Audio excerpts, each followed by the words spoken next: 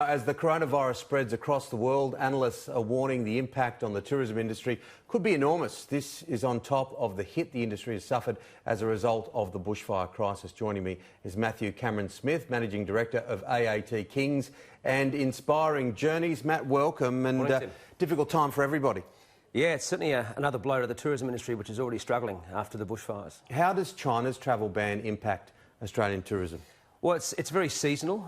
Some businesses are more invested in the group market out of China than others, but it is Chinese New Year, which was usually a big hit, drive to the economy, and that's certainly taken a hit in the last week. What can be done to minimise, do you think, the effects of the industry? Because obviously we've mentioned the coronavirus through a few discussions this morning, and the priority is human life and the obvious effects of this virus, but industry is being affected. What are your thoughts there?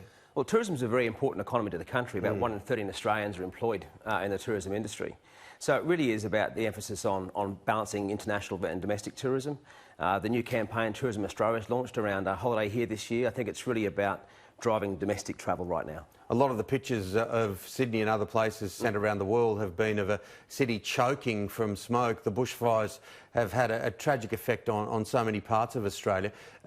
What about that flow on to the tourism industry? Well, it's a very good point. In fact, talking to some media from from the US this week, they thought we were still on fire. So that hasn't gone out yet as such, but it really is about putting money back into the economy right now and helping our struggling regional areas. We've designed new trips, so we're actually taking guests into the bushfire-affected areas and help those locals recover by putting money into that economy right now, both in the Shoalhaven, Batemans Bay area.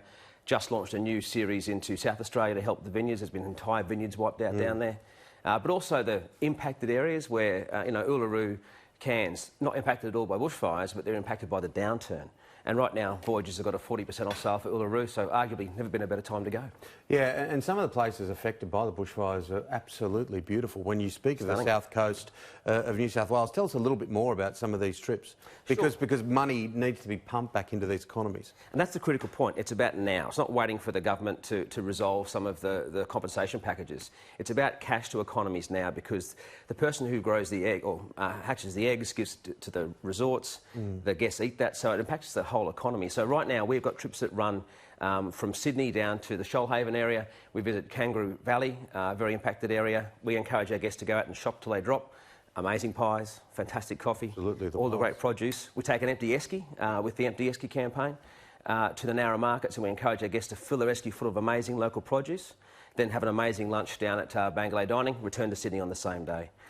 How have national or even global emergencies impacted tourism in the past? I know that it doesn't take much for a cough to turn into a cold in tourism. Tim, that's right. I mean, we're also a seasonal industry. We rely on peaks and troughs, and right now what's happened to Australia is the peak season of December, January, February has been profoundly impacted. So for some of these regional parts of Australia, this isn't about recovery, it's about survival.